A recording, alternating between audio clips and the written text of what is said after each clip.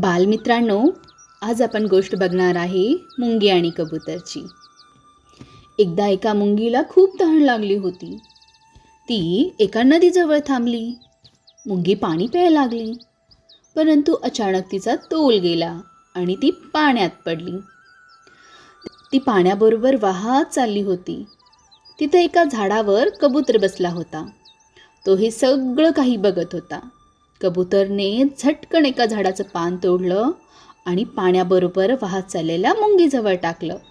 मुंगी त्या पानावर चढली आणि तिने आपला जीव वाचवला. काही दिवसांनी जंगलात एक शिकारी आला. त्याने त्या कबुतरावर नेम धरला. तेवढ्यात मुंगीने ती पाहिलं. तिला त्या कबुतराचा जीव वाचवायचा होता.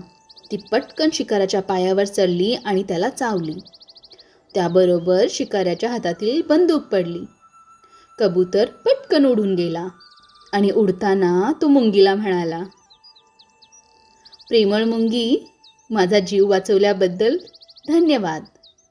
हे ऐकून मुंगी म्हणाली, मित्रा, धन्यवाद म्हणायची काय गरज आहे? तू सुद्धा माझा जीव वाचवला होतास.